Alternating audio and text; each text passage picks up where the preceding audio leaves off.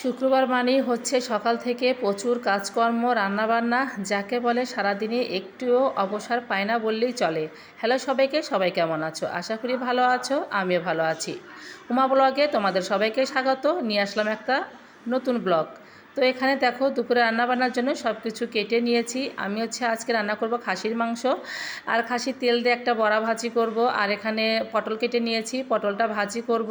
আর কচুর মুখ মানে ভর্তা দিব আর কি। তো এখানে বাটা ঘষা করে নিয়েছি, আদা জিরা ধনিয়া বাটা, তারপর গরম মশলা বাটা। তো সব কিছু গুছিয়ে নিয়েছি একদম রান্নাবান্নার জন্য যা যা লাগে। আর এখানে খাসির মাংস প্রায় 1 কেজির মতো মাংস আছে। তো আমি অনেক সুন্দর করে ধুয়ে পরিষ্কার করে নিয়ে এসেছি। সব কিছু নিয়ে তারপরে রান্না করতে চলে আসলাম। তো কড়াইয়ে জল দিয়ে আমি এর মধ্যে কচুরমুখিটা সিদ্ধ করে নেব। তো কচুরমুখি সিদ্ধ হতে হতেই ভাবলাম যে মাংসটা আজকে একটু অন্যরকম করে রান্না করব। তো যাই হোক, দেখো আমি কীভাবে রান্না করি। আজকে ভাবলাম যে মাংসটা সুন্দর করে একদম মাখিয়ে নেব, তারপর রান্না করব। তো এর মধ্যে হলুদের গুঁড়া, মরিচের গুঁড়া, তারপর লবণ, আদা জিরা ধনিয়া বাটা, পেঁয়াজ কুচি, রসুন, তারপরে সরিষার তেল, সব কিছু দিয়ে ভালো করে মাংসটা একদম ম্যাগনেট করে রাখবো কিছুক্ষণ। ম্যাগনেট করে রাখার পর কিন্তু আমি মাংসটা রান্না করব। তো যাই হোক, আমি অনেক সুন্দর হাত দিয়ে একদম মাখিয়ে নিচ্ছিলাম। দেখো অনেক সুন্দর করে মাখিয়ে নিয়েছি, দেখতে কিন্তু খুব ভালো লাগছে। তো যাই হোক, মাংসটা মেখে নিতে নিতে আমার কিন্তু কচুরমুখিটা সিদ্ধ হয়ে গেছে। যেহেতু আমি সিদ্ধ মাখাবো, তো এর জন্য আমি একটু দুটো শুকনো মরিচ ভেজে নিলাম। তো শুকনো মরিচ ভাজা হয়ে গেছে, এখন মাংসের মধ্যে দিয়ে রাখা দেবো। সেই জন্য কিন্তু আমি আলুগুলো ভাজি করে রাখছি। তো আলু ভাজতে ভাজতে ভাবলাম যে কচুরমুখিটা একটু সিদ্ধ মাখিয়ে নিই আর কি। তো এখানে পেঁয়াজ, তারপর মরিচ ভাজি আর লবণ দিয়ে ভালো করে ডলে নিয়ে একটুখানি সরিষার তেল দিয়ে তারপরে কচুরমুখিটা একদম ভর্তা মাখিয়ে নিয়েছি অনেক সুন্দর করে। আর এইভাবে ভর্তা মাখলে কিন্তু খুব ভালো লাগে। জানি না তোমরা কে কীভাবে মাখাও, আমি কিন্তু এভাবেই কচুরমুখি ভর্তা করি আর কি। তো এদিকে ভর্তা করতে করতে দেখি আলুগুলো ভাজা হয়ে গেছে, একটু নাড়াচাড়া করে তুলে নিলাম। তো আলু তোলার পর তারপরে ভাবলাম যে আগে পটলটা ভাজি করে নেই। কেমন জানি মনে হলো যে আজকে এইভাবে পটল ভাজি করব পেঁয়াজ দিয়ে। তো ওই জন্য আমি কিন্তু আজকে যে পটলটা একদম ভালো করে ছুলে নিয়ে মাঝখান দিয়ে ফিরে নিয়ে তারপরে কিন্তু চাকচাক করে কেটে নিয়েছি। তো যাই হোক, আমি কালো জিরা ফোড়ন দিয়ে কাঁচামরিচ পেঁয়াজ কুচি দিয়ে এইভাবে আমি পটলটা ভাজি করে দিচ্ছি। আর অনেকে চাইলে কিন্তু এই পটল ভাজির মধ্যে একটু মাছ, যে কোনো মাছ ঝুরা করে দিতে পারো বা কাঁচা ডিম ভেঙে দিতেও পারো। তো আজকে আমি কোনো জিনিসই ব্যবহার করিনি, শুধু একটু পটল এভাবে ভাজি করব। কেমন জানি মনে হচ্ছিল যে আজকে এইভাবে পটল ভাজি খাবো।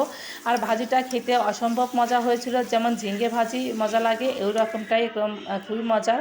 তো যাই হোক, অনেক সুন্দর করে ভাজিটা করে নিয়েছি। তো একটা প্লেটে কিন্তু ভর্তা আর ভাজি তুলে রেখেছি।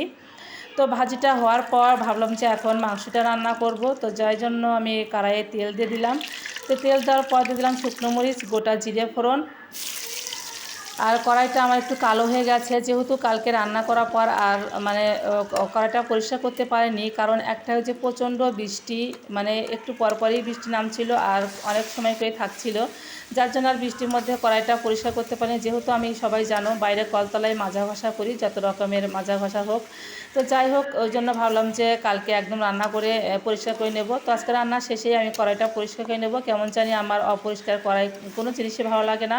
তো যাই হোক, মাংসটা কিন্তু ম্যাগনেট করা ছিল, এখন আমি দিয়ে দিলাম। দিয়ে কিছুক্ষণ তেলে ভালো করে একদম ভাজা ভাজা করে নেওয়ার পর কিন্তু আমি তো সিদ্ধ হওয়ার জন্য একদম একটু জল দিয়ে দিলাম। তো ঢাকনা দিয়ে দেবো, যতক্ষণ সিদ্ধ না হবে ততক্ষণ কিন্তু আমি ঢাকনা দেওয়ার উপরই থাকবো। তো যাই হোক, ঢাকনা দেওয়ার পর অনেকক্ষণই হয়ে গেছে, প্রায় 20-25 মিনিট। তো সিদ্ধ হয়ে গেছে, ভাবলাম যে এখন একটুখানি আলুটা দিয়ে দেই, যেহেতু আমি কষাবো। তো আলু দেওয়ার পর আরেকটু ঢাকনা দিয়েছিলাম। তো আলুগুলো মোটামুটি সুসিদ্ধ হয়ে গেছে। আর মাংসের ভিতরে যদি আলুটা সিদ্ধ না হয় খেতে কিন্তু মোটেই ভালো লাগে না। আর মাংসের কালারটা কিন্তু অনেক সুন্দর হয়েছে, দেখেই কিন্তু বোঝা যাচ্ছে। তো যাই হোক, মাংসটা ভালো করে একদম কষিয়ে নিয়ে এখন কিন্তু আমি একটু ঝোল দিয়ে দিলাম। তো এদিকে ঝোল অনেক সুন্দর বলক উঠেছে, এখন আমি একটুখানি গরম মশলা দিয়ে ঝোলটা নামিয়ে নেব। আর অনেক সুন্দর কিন্তু কালার এসেছে, অবশ্যই তোমরা বলবে যে কালারটা কেমন হয়েছে কমেন্টে। তো তো যাই হোক, এখন আমি তেলের বড়াগুলো ভাজি করে নেব। তার জন্য তো চালের গুঁড়ার মধ্যে কিন্তু সব কিছু দিয়েছিলাম, তোমরা দেখেছো, মরিচের গুঁড়া, হলুদের গুঁড়া, লবণ। তো অনেক সুন্দর করে একদম একটা ড্রো করে নিয়ে এখন আমি তেলগুলো ছোটো ছোটো করে কেটে নিয়েছি। এখন ভাজি করব। আসলে সবার শেষে ভাজি করলাম যাতে করে একটু গরম গরম থাকে, আর গরম গরম কিন্তু তেলের বড়া খেতে খুব ভালো লাগে, ঠান্ডা হলে কিন্তু মোটেই ভালো লাগে না। তো যাই হোক, যে কথা বলছিলাম যে আসলে শুক্রবার মানেই কিন্তু প্রচুর কাজকর্ম, তারপরে হচ্ছে রান্নাবান্না চাপ, যে যা খেতে চায় সেটাই বানাতে হয়। তো যাই হোক, আজকে তেলের বড়াটা কিন্তু ওর বাবাই খেতে চেয়েছে, যে মাংসের মধ্যে তেল আছে বড়া ভাজি করে দেবে। তো আমার তো একটা বদ অভ্যাস আছে, যে যা খেতে চায় না করে দিলে মোটেই ভালো লাগে না। তো যাই হোক, ওই জন্য আমি বড়াগুলো ভাজি করলাম, তাও সবার শেষে। তো বড়াগুলো ভাজি করার পর রান্নাবান্না কিন্তু আমার মোটামুটি সব কমপ্লিট। তারপরে রান্নাবান্না শেষ করতে অনেকক্ষণ সময় লেগেছে, প্রায় 1:30টা লেগে গেছে। তো যাই হোক, দুপুরে খাবার দাবার কমপ্লিট হওয়ার পর এখন প্রায় বাজে বেলা 4টা, 4:30টার মতো। তো ভাবলাম যে ঘরে অনেক ঝুল পড়ে গেছে আর কি, মাকড়সা। তো ওই জন্য একটা ছোটোখাটো ঝাঁটা বেঁধে নিচ্ছিলাম নিজে নিজেই, নর্মালভাবে একটু ঘরটা বাড়ি দিয়ে মাকড়সা সারিয়ে নেব। তো যেহেতু শ্রাবণ মাস, সংক্রান্তি আছে, শ্রাবণ মাস শেষ হয়ে যাবে, তো ওই জন্য ঘরটা ঝাড়ু দিতে হবে, এদিকে মাকড়সাও পড়ে গেছে। তো ভাবলাম যে দুটো কাজ একদম একসাথে হয়ে যাবে। তো অনেক সুন্দর করে আমি কিন্তু যে ঘরগুলো ঝাড়ু দিয়ে নিচ্ছিলাম। আসলেই অবসর পাওয়া যায় না, বিশেষ বিশেষ কিছু কিছু কারণে, বা কিছু কিছু দিন, ছুটির দিন হোক আর যে দিনই হোক, কাজের চাপে আসলে সারাদিন অবসর পাওয়া যায় না। আজকে কিন্তু আসলেও আমি একটু রেস্ট পাইনি। তো বিকেলে এই কাজগুলো সারার পর যেহেতু নোংরা হয়ে গেছে প্রত্যেকটা ঘরই ঝাড়ু দিয়ে নিয়েছি, ফ্যানগুলো মুছেছি, তারপর হচ্ছে জানলা দরজা মোটামুটি সবই মুছে নিয়েছি। আর আমি কিন্তু একা করে নিয়ে আসলে আমার সাথে আমার ছেলে মেয়ে দিব্য কাব্য, ওরাও কিন্তু হাতে হাত লেগেছে। তারপর যাই হোক, আমি সব কিছু একদম পরিষ্কার করে নিয়ে তারপরে ঘরের ফ্লোরগুলো অনেক সুন্দর করে একদম পরিষ্কার করে ঝাড়ু দিয়ে নিয়েছি, যাতে করে একটুও ভালো না থাকে, পায়ের তলা যাতে কিচকিচ না করে। তো যাই হোক, একদম সব কিছু একদম ক্লিন করে নিচ্ছিলাম, যাতে করে কোনো প্রকারই নোংরা না থাকে।